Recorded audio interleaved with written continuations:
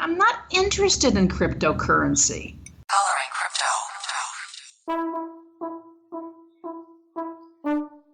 This is episode 51 of Coloring Crypto, and I'm your host, Gabe Carlers. I'm so excited because my mom is our guest. Well, can't you? Why won't Molly Woods return your calls?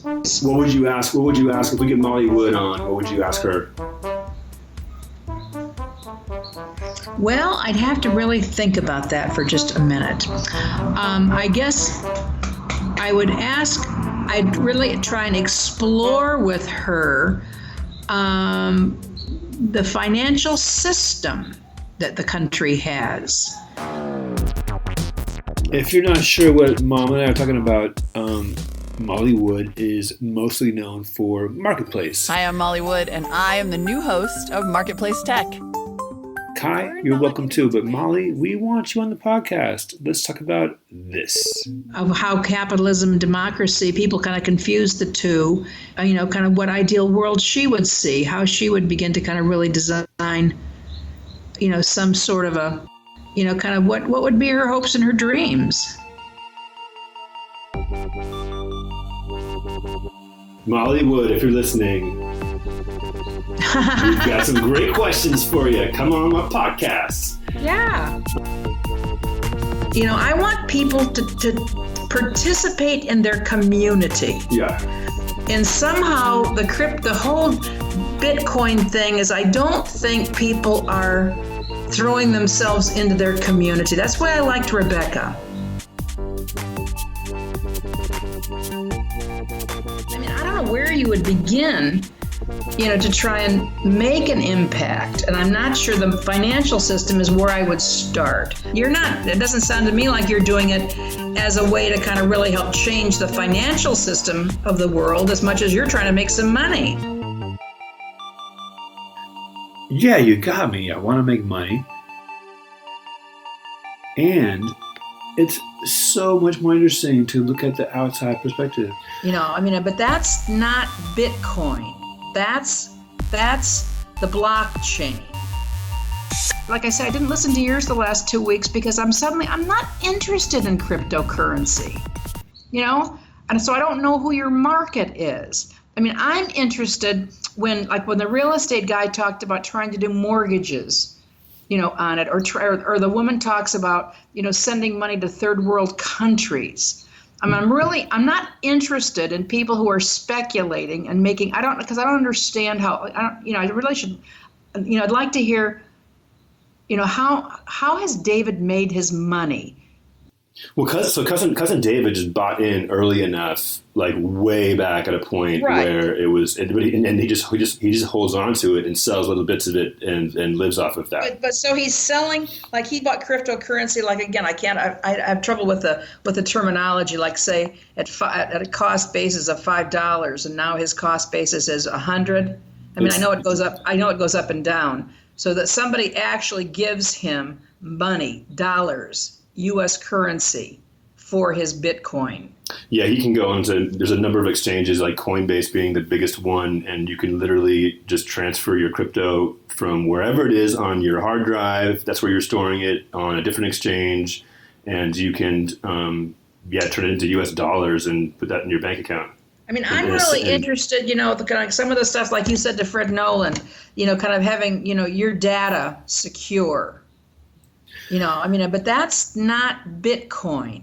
That's the blockchain. That's data.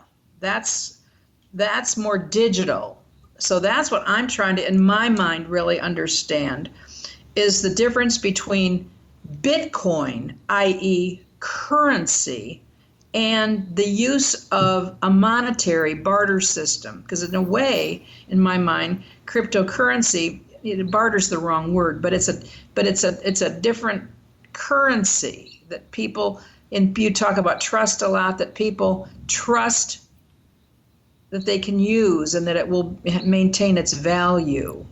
I think I'm much more interested in kind of the future of the world and whether or not, even trying to connect, because I'm much more mainstream, I'm sure, than I know than you are.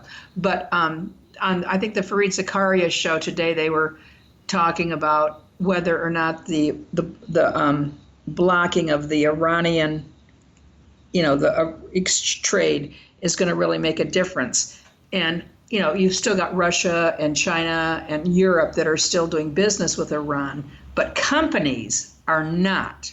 Companies are backing off because they can't afford to not have the U.S. dollar. That's the exchange basis. But slowly, in the long term, that may change. We may have a different financial basis rather than the U.S. dollar. Meaning like the euro, or meaning like crypto? Well, I don't know, but that's where I then would say, all of this stuff, because one of your guests or you said that in essence, our current dollar system, digital, is all like a cryptocurrency. It's all digital anymore. It's not money. It's not gold. It's just digital. It's just a record keeping system. Transfer money, transfer value here, transfer value there. And so that's why I thought, well, how does crypto, is it a new monetary system that over time could become the standard in the world for our exchange rate? Or is the objective always going to be tied into kind of, for lack of a better parallel, kind of a libertarian world where people don't want to deal with the government? So are you kind of asking, because the U.S. dollar is digital at this point in terms of the way it's mostly moved around, and so how is it different than cryptocurrency?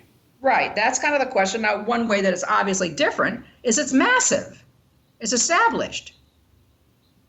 It's a system. People believe in it. They use it. It can also be manipulated by it's basically the U.S. government is the sole entity that can choose to print more money.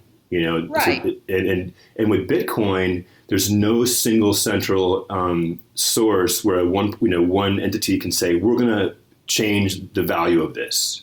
Well, and I kind of, I guess, understand that, but to me, I think that the world is complicated enough that we need a system. We need, kind of a traffic light. We need somebody, kind of directing how it goes and looking at the supply. Yeah, but you don't see. I mean, let's say that in the next 10 years that the U.S. economy just plummets.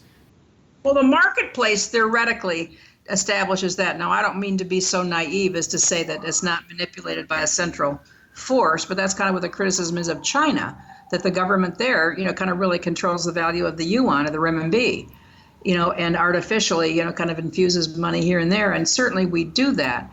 But I would hope that the capitalistic system, with the people or companies being able to set their prices and people buying or not buying, kind of regulates our money. I mean, it's complex. I mean, I don't know. There's all kinds of examples. The health system, the housing market. I mean, there are all kinds of systems that are like, we really should get the health system out of a competitive mode. The housing system needs somehow to get more competitive because we don't have any competition. Everything's so expensive. I mean, I think that's a fundamental question that may just be a set of values.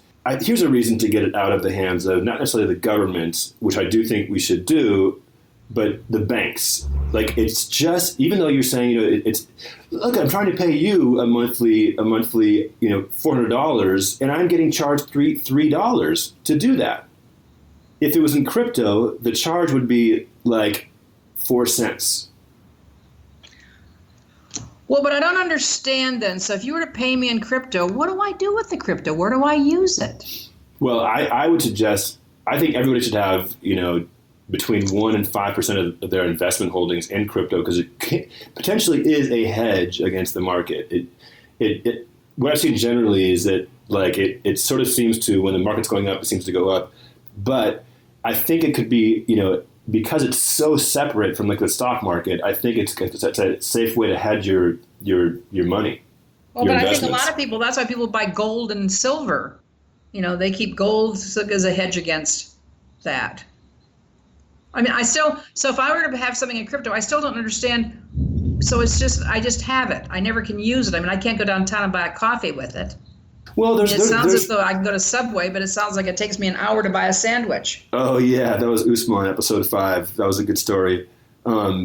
So yeah, right now the way you would do that is you would have your money in one of these exchanges, and they'd give you a credit card, and they would, when you swipe your card, they would turn it into U.S. dollars in that moment. And so they're still at base using the dollar.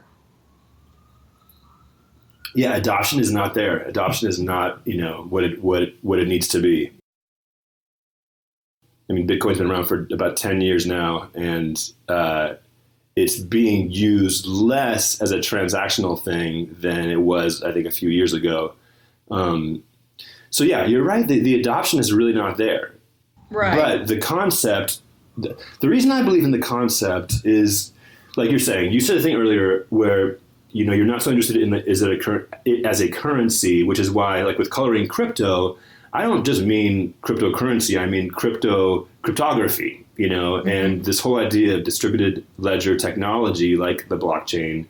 Like on Facebook, they're tracking all my data, and they gave it. They're letting Cambridge Analytica take that data, and they have no way of ensuring that when Cambridge Analytica says, "Oh, we deleted the data," believe us. And they really didn't. They have no way to check that because they just make copies of. It's about making copies. But, I don't know. With crypto, there's a way to do it such that any copy made is tracked, and so you could set it so that you can't make any copies. Once it moves from me to you, mine's gone. My copy's gone. There's no way for me to recreate that image or that data set or that artwork or music or song. It's now written on this public ledger that you now have it, and I don't have it. See, I guess, Gabe, in my mind, I don't see the advantage of that. Now, maybe it's because I'm so mainstream. I mean, right now I use, if I use my e-reader, Amazon knows what words I look up. Amazon knows my rate of reading. Amazon knows everything about the books, everything that I bought at Amazon. Amazon is tracking me. Oh, yes. My credit card. I mean, I'm not, I guess, there's no way. I mean, I don't even care about my privacy anymore. What are you concerned about, I guess, with your privacy? I guess I don't like the fact that Russia is hacking into our voting system. I don't like the gerrymandering. I mean, I could just list off the things I don't like about the way our world is organized that have more to do with bigger things than the privacy of whether or not somebody's tracking who I'm friending on Facebook. I mean, I think what we need to do is to learn how to judge the news ourselves and not pass on stupid news items that are gossipy and, there's a certain amount of judgment that I think we individuals have to have. I mean, I don't know. What are you concerned about them knowing about what you're buying? I don't know. It's in our Constitution for a reason. I think there's the pragmatic example is being misinterpreted and have that be evidence used against you that I would agree with you. I think that's a scary thing. we've just been watching Suits. And I am just appalled. This is just, kind of a drama. It's just a soap opera, of these attorneys and the smear campaigns they use. And you look at Manafort right now, and this, of course, he's a crook, but his assistant, and Michael Cohen, the threats they've made to the families. I mean, I can't believe this is big stuff. Lives are ruined. People are sent to jail. Well, you're also in a unique case. I mean, like, do you use your credit card when you're shopping at the grocery store? I mean, you probably go to the market and use pesos. No, I use the credit card as much as I can. Okay, so your credit card. The banks charge me every time I get U.S. dollars here. They charge me a transaction fee. So think about this. Cell phone companies have been selling our location data, and they're able to attach that database to our credit card usage. There are even companies who can take that then and attach that to your internet usage. So there's a huge there's tons of databases. There's an identity for you, for Bonnie Mott, Oh, I and know. it's got all of your where you are, what you're spending on, and it's crossing your credit card, your cell phone, and to me, why can't I see that data? Shouldn't I at least have a right to at least see? Okay, I would. Okay, is that what you're saying? I would agree with that. Where's that law? You know, like anytime my data is bought or sold, shouldn't I at least know about that? And I think that's like one of the pieces of it.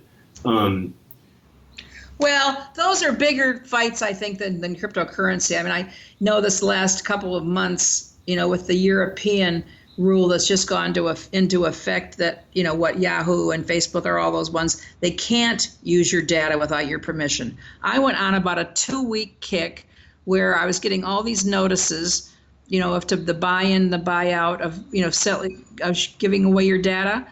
And I wanted to tell them, no, you can't have my data. And I spent so much time trying to find where to click the little switch that says, no, you can't share.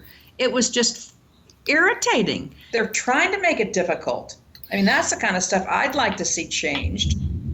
That's the thing. Like, if anybody thinks Facebook has my personal interest at heart, like that's idiocy. Oh yeah, don't be naive. Like they're clearly making, like, I am the product, right? Oh yeah. But if you think back on the episodes you did listen to, what would be like the ones that you remember? Well, Cousin David, but because he was really practical. Yeah. I mean, the kind of the ones, kind of really trying to help me understand better what the blockchain is, as opposed to Bitcoin. How would you describe it? Well, that the blockchain really is an accounting system. That theoretically keeps things anonymous for you, where Bitcoin is really a financial, is really trying to substitute to take the place of dollars. Have you heard of Ethereum? Well, yes. I mean, again, and that was kind of one of your very early podcasts, where I was introduced to the whole idea that Bitcoin really is just like Kleenex. And cryptocurrency is more the generic, and then early on you had that one person, I forget what they did, but her company, I think, folded. She was trying to do some sort of a food thing. Oh, Munchie. Yeah, they got busted by the SEC. See, and I don't really, the SEC, I get, that goes too quickly. I try and track that, and that just goes too fast. I don't quite understand, what the SEC is doing. Miko Matsumura. Yeah, Miko Matsumura. Consensus currencies in the Stone Age. I like Squirrel. I'm sorry. Like, for example, you like that one. I thought that was a good episode as well. What'd you like about it? I don't remember. I forget what Squirrel was.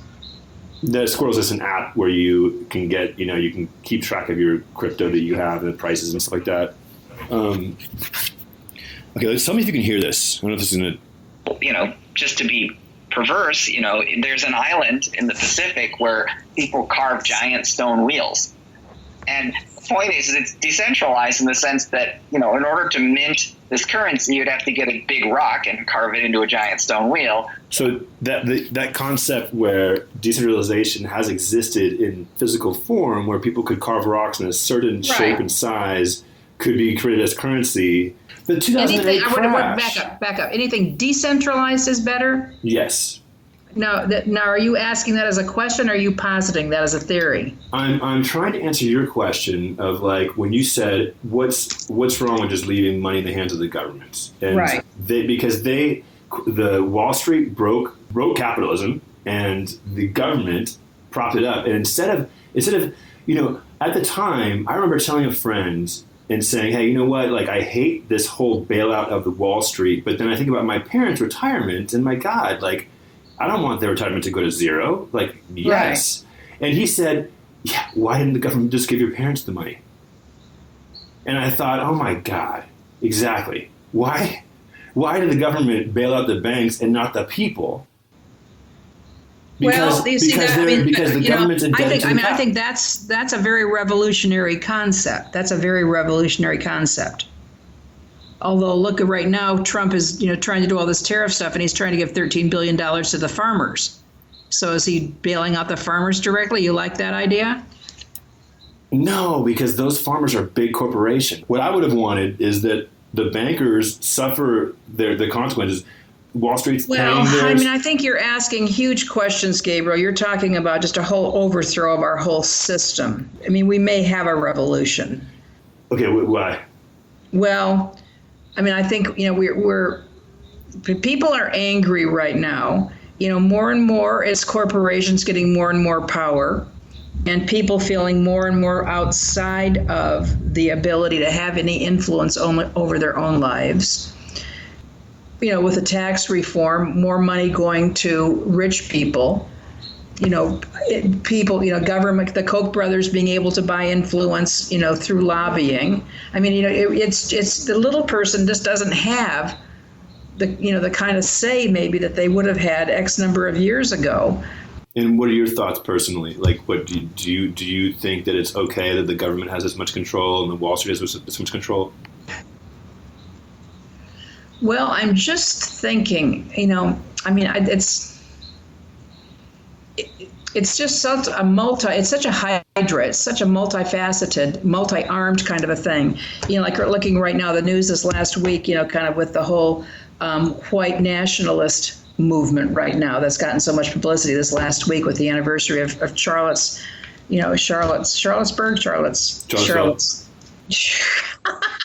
Charleston, I don't know.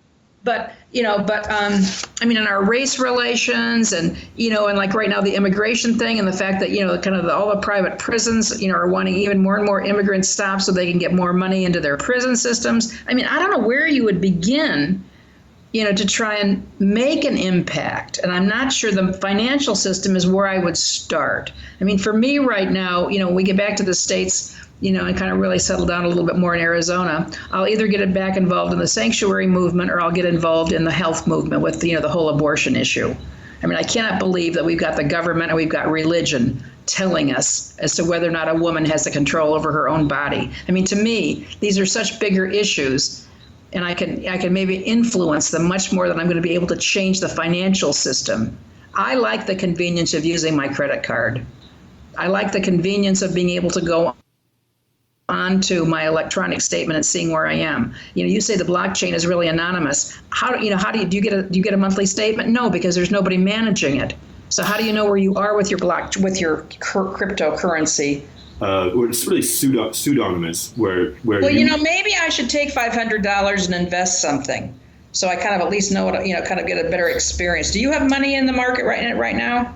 I've got a little bit in on Coinbase and Kraken and the really basic cryptos like Bitcoin, Ethereum, a little bit of EOS, just some of the top 10 coins. What more to just for your own academic purposes? Well, I thought. I bought in, back before Thanksgiving, and it went from like, let's say 1,000 to like 4,000. Okay, but you're looking at things, exactly some of the things you talk about as a speculation. You're not. It doesn't sound to me like you're doing it as a way to kind of really help change the financial system of the world as much as you're trying to make some money. Yeah, I could also, because I think to have some skin in the game, it makes you learn what's going on. But I would agree with that. I think that's really important. I thought. But I did really think that, and I still do think that long term it's going to outperform the stock market. So tell me, when somebody sends money to their family in Ghana or in Africa, and they don't have to have the wire fee that is charged by Western Union, how do the people then use this money once they get it, or this crypto once they get it? How do they turn it into a financial deal? Well, they go to the bank and they have to pay some sort of a transaction fee then to change it into dollars or into their local currency? Well, in some cases, they're able to actually use it because other people around them are accepting it. So that actually is areas where... So who's keeping records? Do they all have to have computers then that are keeping the records? Their son is not going to send part of his salary to them in crypto. He could. He might. Well, but then they've got to set up a crypto account here. Yeah. But they And can where do do they it. do that? They get onto the bank? The easiest way would be Coinbase. Coinbase.com is the biggest one. That's like the Kleenex brand Okay, but name come on, of Gabe. exchanges. I mean, we're talking about people who are not necessarily very well educated. I mean, I got to have a computer. I got to be able to have computer literacy. I guess I should buy some. That's why it's still so early. I mean, like I was walking by near your house. There was a little internet cafe in Puerto Vallarta, and I first of all, there's a couple of them, and I'm like, that's amazing. I don't see those anywhere. They must still be, around the world, internet cafes. Right. People don't have computers, and I thought I should just go in there and just give away, $5 of cryptocurrency to a few people in there and just teach them about that. And that the point is, it's still so early, and the barriers to entry are still high. The user interface for all this stuff is not smooth and easy. Right. And that's part of the appeal for the investors to go, oh wow, there's still most of the world does not know about this. They don't get it. I don't know. It just sounds too complicated for people who are struggling to earn a basic living. It doesn't sound as though it's for them. I mean, it's kind of like the old company store where you've got your account and the company sells you everything, and then you, at the end of the month, you don't get your salary because you owe them so much money for the company store. Well, I mean, but back to your first question of like, how do they get the money in Mexico? So Right. bills at home. Your Coinbase account is linked to your bank, and there's no fee to move the money from your Coinbase account to the bank. But I probably at some point someplace along the way the bank's got to make some money off of me.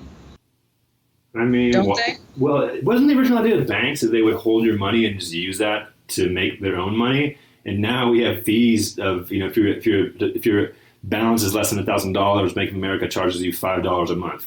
Yeah, Like, right. what is that? What is that? I mean, if you walk into banks, look at, like, the banks are in prime real estate. They're huge buildings, often beautiful, but nobody's in there. And talk about a corporation that's just ripe for disruption. Well, I would agree with that. And they are changing. I mean, how often do you go into a bank anymore? Yeah, very, very rarely. I mean, I don't go into a bank. I mean, I for the last 5 years, I've tried to get out of banks and get,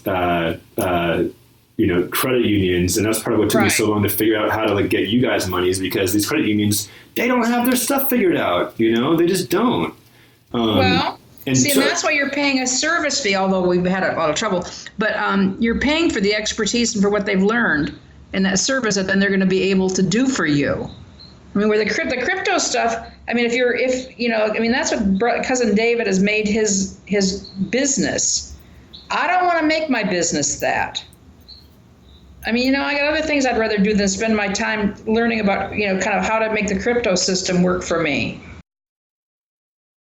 So, okay, at its core, you like the idea that it can affect things outside of currency. Well, I guess what I'm really kind of in my mind envisioning is you need mass. I mean, if Lake Odessa, Michigan all changed to cryptocurrency, or if I worked for a company that all did crypto so that I could get onto the coffee shop and get my lunch.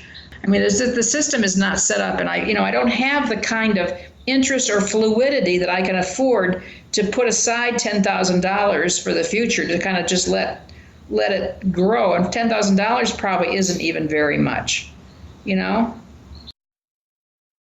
mean, two of my favorite values that I got from you are appreciating and using buses and libraries. Yeah. It's great. I go to a town, I go get my library card, and then I ride the bus around, and you just see what people, you see the people. You see, if you don't ever ride the buses, you really don't get exposed to what a city is made up of, Yeah. So how does that relate to? I mean, that's more of a kind of a social system. It's very centralized. It is. Those are examples of the government doing good things. Like libraries are an example of government doing a great thing. Right. And I want to live in a community, you know, in a culture that shares their money and does things like that. Do you think in 10 years the blockchain will have some, you know, real big impact, or are you kind of like, no, this is just going to pass? Well, I don't know. I mean, you know, I don't know enough about it, Gabe. I mean, the bits and pieces I pick up is every once in a while you hear something, you know, that how much computer power it takes. You know, kind of the people that are doing the blockchain, they go into communities, you know, and they take up all the electricity. That'll get solved. Well, but I mean, you know, it's got to get mass. I think there are bigger problems in the world.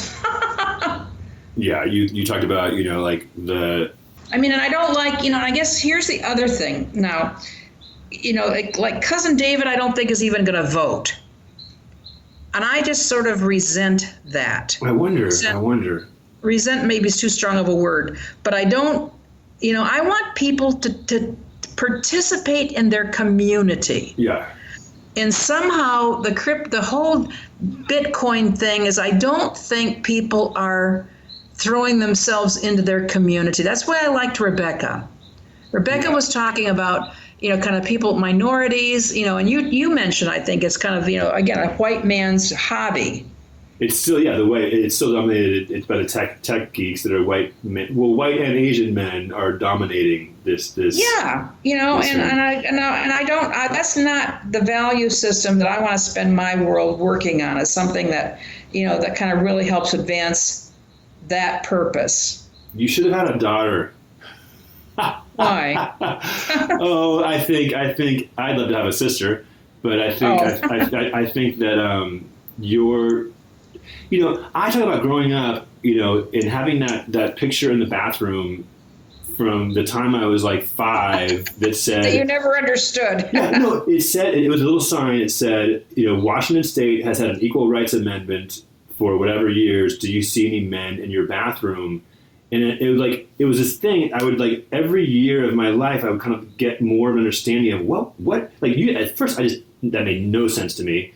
And then, and I still don't think it's like that funny, you know, yeah. But the point is, I grew up thinking, because of you and Dad giving me these values, that by the time I was my age, in my 40s, I thought that racism would be gone and women and men would have equal rights. And man, you know, look right. where we are. It's, you know, right. And so I do think there are some problems with the way, you know, it's the folks that had money sitting around, you know, 5, 6, 7 years ago to be able to buy Bitcoin. The rich got richer, and that's truly right. What happened.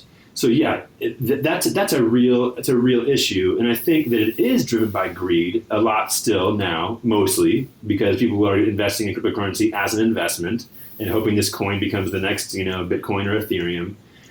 And the concept, though, of decentralized, this distributed ledger, where it is accounted for, but it's accounted for once there's an agreement amongst these mining computers that this is what happened, this is the transaction that happened. And I think, like, I just believe in that as a concept is going to trend us towards more power to the people. But I don't know if I can give you a good example of how that will happen. Well, yeah, that's a really interesting kind of a thought to kind of put in the back of your mind. I was, you know, again, kind of looking through my notes from 2011, I ran across a thing comparing the Tea Party with the Occupy Wall Street movement, probably about 2011, where, you know, it was the year that the Tea Party was really getting going. And it was kind of really talking about a lot of the stuff that those two movements had in common. You know, the Tea Party, where they were furious with Washington. They didn't like powerful institutions. They were fed up with the broken economy. You know, it was just interesting. You know, kind of it was more just people who were on the outs. And I don't know. I mean, the cryptocurrency, I mean, you've always chosen to kind of position yourself outside of the mainstream. And I've always chosen to position myself in the mainstream. So that's kind of, in a way, one of our, you know, kind of when we have a conversation, we both are coming at it from, you know, these different philosophical viewpoints. Okay, this is interesting. I would have thought 15 years ago that my politics lined up pretty exactly with yours. And I just noticed in the last 8 years, maybe since the 2008, since like financial collapse, me feeling like I'm the last, true progressive liberal in our family. Well, see, I've always needed money. Now, I don't need a lot, but I couldn't stand to live the way you do. I need to have money in the bank. Yeah. I mean, it's a kind of a security thing. And in order to do that, I mean, I'm willing to then work within the system because that's the way I'm going to get my money, to get any money. Well, think about maybe I just got too spoiled. I've thought that sometimes. Like I doubled my salary 4 years in a row in my 20s, with that .com boom, and it was incredible. Right. And I honestly thought, I can just check out of the tech scene and just check back in whenever I want to and make this kind of money. And I came of career age during the biggest boom in the last 30 years. Like, my God, it was. So I do think I got a little bit of a misconception of how you can just drop into the tech scene and make tons of money. But yeah, I mean, I had Bitcoin back in like 2012, but I sold it all because I needed the money.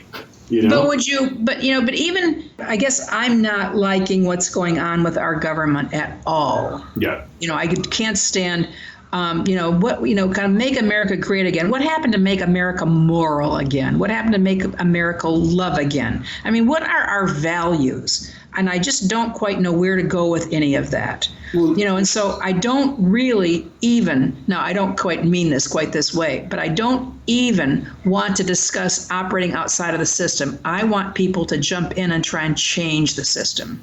When did you first hear of Alexandria Ocasio-Cortez? Oh, probably the night she won.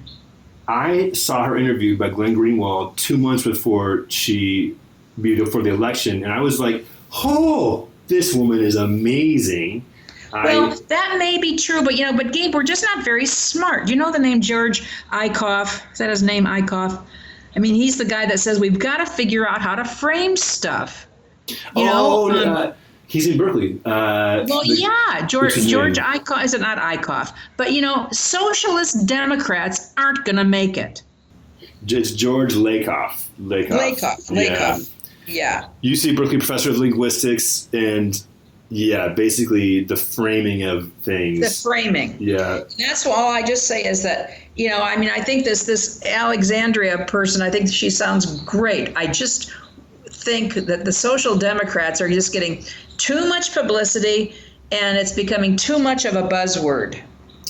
Well, I'd love to have her on the crypto podcast, but I think in general you're right. Like, I've got to figure out a way to broaden coloring crypto to include more stuff that is, outside currency, because it's more interesting for me, but also. Well, why won't Molly Woods return your calls? Well, I've only tweeted at her. I don't have her phone number. Well, who do you know at Berkeley that knows her? I mean, you should be able to figure out somebody in Berkeley that knows her. She's getting not combative, but she's like got some strong. I really like her. She's got some strong stuff to say and some strong stands that she takes. But it's interesting. Again, I get tired. She and Kai Risdall banter too much. I agree. I agree.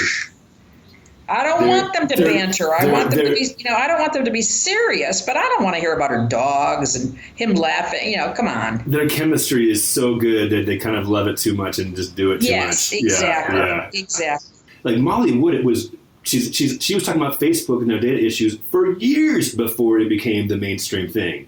Huh. She was okay. But I guess just trying to find more mainstream. I don't know if she's I don't know if is she mainstream? I guess she is. NPR is mainstream. I don't love NPR. This is the difference that you and I think I have. Like, I noticed before the election of Trump, they would giggle. NPR Politics would giggle at Trump's supporters. They would mock them. They gave them no credence. Yeah. And I heard it and I was like, oh my, you guys, that's just. Well, but I agree with you on that. That's why I'm kind of tired of the political, the political podcasts. Well, it's funny. I feel like our conversation is more animated around politics, which is kind of ironic because you're saying, and we're both saying we're over the political podcast. But I think that you are, you've given me, of anybody, the most clear, distinct feedback on my podcast. And yet you don't really you're not that into crypto. Well, like I say, I love you, and that's why I feel really bad I haven't listened the last 2 weeks. I don't know what I've done. I don't know what I've done. We're gonna take a break. Like we're gonna do like a month. I think I have one more episode after this one, and then we're gonna do like a month or 6 week break where we're gonna kind of like pull back, assess the whole thing, figure out, do we have a voice? What is the voice? Who is the audience, and then really target some big time guests. Like I say, I really do like Ezra Klein, and he of late has kind of really been kind of talking very cynically. Well, hold on. Like, how did the Democratic Party become the party that's pro-war with Russia? Oh, Lord knows. Everybody's so confused. But this is where I'm like the whole Trump-Russia thing. I'm like, that's the least of my concerns. It really is. I'm concerned about his racism, his bigotry. I'm concerned about his giving tax breaks to the rich. I'm concerned about like his immigration policy, serving families. The Russia thing, I'm like, that's the one Democrats are going to pick to really focus on. Like, I don't know. Well, and I would agree because I really don't think that that's a subject that the taxpayers even are that the voters are even particularly cared about. Anyway, cryptocurrency and so you're in general. I think you just give me some good questions of going back to how does crypto have more of a promise outside of currency? Right. Yeah. And what kind of changes should we be looking at in our society? And what about the strength of the dollar? Does crypto have any influence there at all? In this conversation, what is it that made you say 2 times you said maybe I should go put $1,000 in or $500 and buy some cryptocurrency? What decided that after listening to a bunch of podcasts? Because like you say, to have some to have some kind of what do you call it? Well, I would understand it better, or I would actually have some skin in the game, so to say. Okay, yeah. So yeah, if you're and so I would understand. I would understand better what it really means. How you buy it, how you how you use it. Yeah. I just don't have any clue at this point how I would buy it or how I use it. You flip off, what site I would go to buy it, but I should probably do that. Well, I'm going to put a link in the show notes to Coinbase, and I'll include my affiliate link because if you put in $100, I get $10. So they give you 10%, or how much do they? No, I maxed at $10. I get a friend to sign up. I get $10, so it's not that huge of a. Well, I'm not going to buy it for an investment. I would buy it more because I would like to more as people are discussing it, get a better idea of how I would use it. Yeah. If I put in $500, I'm not going to make my fortune if it triples. Thank you very much. Some of us sold Apple when it hit 100. Some of us being you. Yeah, I should have kept that. Yeah. Again, I look at Cousin David. He is just not particularly interested, although he's a smart guy. He's certainly taken some time and has responded to some of our questions. But I would really like to see him get more involved in local issues and more committed to, kind of those kinds of things rather than just, his concern about his financial portfolio and his son. Both important issues. Well, he would probably say he's political, but he's a libertarian, and there's not a strong representation of that degree of politics. Yeah, so if you're going to kind of look at shifting your focus, are there other? Where's the crypto thing going for you? So we actually have reached out to Gavin Newsom, Al Gore. I actually did contact Alexandria Ocasio-Cortez. Andrew Yang is Andrew Yang, I think. Yang. He's the presidential candidate, very small time, but he's running on the idea of universal basic income. I reached out to him. I reached out to Tulsi Gabbard in Hawaii and Kaniala Ng in Hawaii. My old roommate Gil Duran said that he was the assistant to Governor of California, Jerry Brown. Huh. And he said, he gave me contact for Gavin Newsom, but he said, Gavin will not be on your podcast because he doesn't want to have anything, he's not going to, where he can't control the message. Right. So, but none of these half dozen people have gotten back to me. So I would like to enter into that realm where we are talking to politicians. What's your thesis or what's your question? Why would you interview them on cryptocurrency? Well, I would want to know where are there areas where we can discuss transparency and social policy and what the blockchain could possibly do. I mean, mostly I would just love to talk to them, Well, right, but I'm just kind of thinking, even the minute you mentioned blockchain, what's a synonym for blockchain? I mean, distributed ledger technology is the actual description. That's the overarching concept of a distributed ledger and the technology that does that distributed ledger. And blockchain is one of those, the predominant way of doing that. And you're saying that I would get a monthly report as to kind of what my distributed ledger shows? Sure, you could, but it would be a company designing that. Coinbase is going to give you that.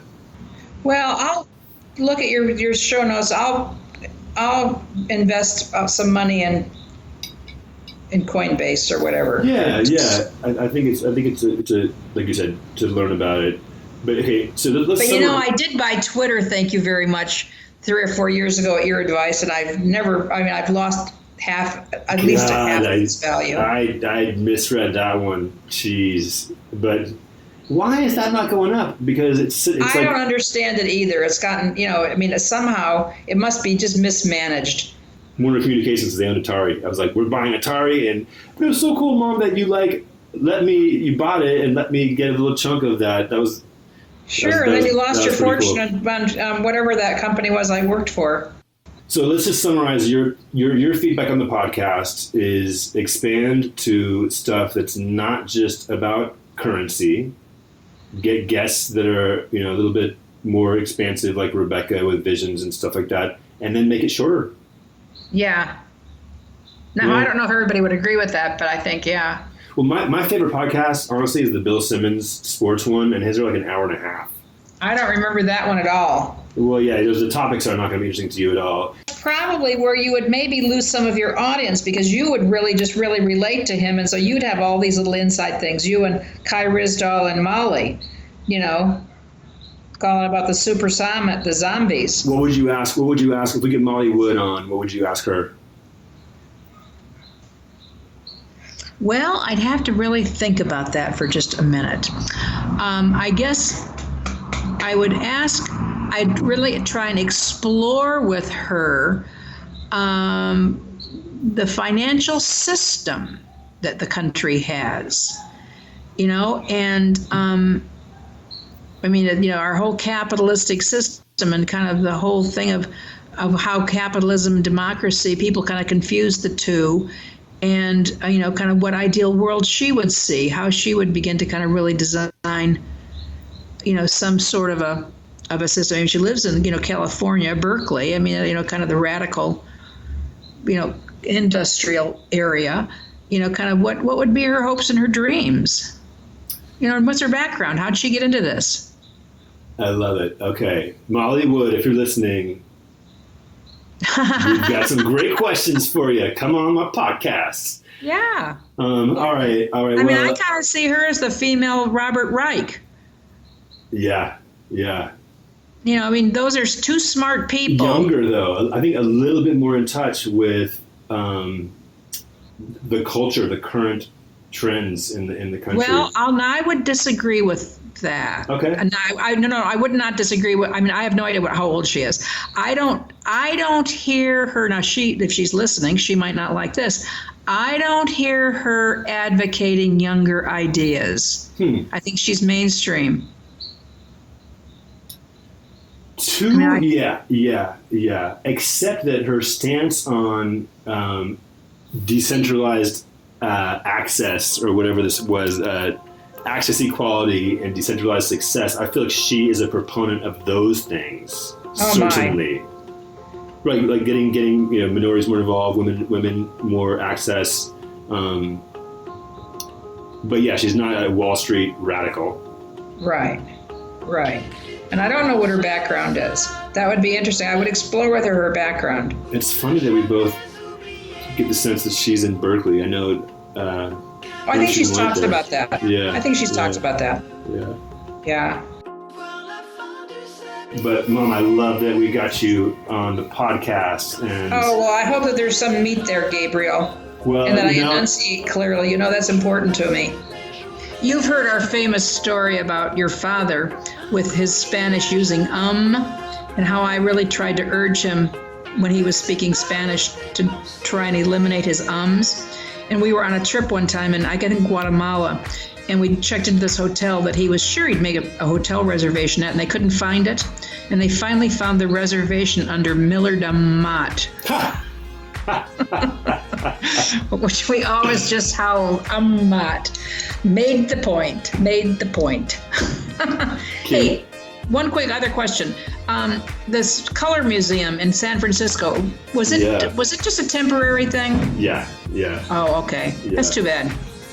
Yeah, and I reached out to them on LinkedIn, on Instagram. I tried to get Color Factory folks. Here's what was weird, Mom, is like the two people that created it, I had no network in common with them. And I literally, I'm connected on, various social network things, or emails with, the leading color neuroscientist, the Beatrice Eisman who picks the Pantone color of the year. Like, my network is incredibly rich in the color world, and there was nobody in common with them. Isn't that interesting? And they did color as very first level stuff. It was like, here's the yellow room, here's the pink room, which it was great, but it was really, it was interactive, it was fun, I was glad I went, but they missed some core stuff. So are you keeping in touch with them at all? Because I think that the museum just sounded as though it went bonkers. I'm bringing you my Monet calendar from 2010, because he really would introduce you to some other concepts of color. Wait, Monet? And how studying Monet a little bit would, I think, expand your ideas. Let me share this with you. I've kind of tried to narrow down the two most important things to know and to learn about color. And one of them is entirely based, or the best example of luminosity and comparing the brightness of a hue is Monet's Impression Sunrise. And his painting, really? His painting, Impression Sunrise, was at the Van Gogh Museum one time when I was visiting Shea, and I couldn't believe how bright the sun was in that painting. And then I got back to, saw Uncle Bill in New York, and I found this book in the Chelsea district called Biology of Vision, and she uses that painting, Monet's Impression Sunrise, to explain why the Impressionists got their name from that painting, Impression Sunrise. Oh, interesting. Yeah.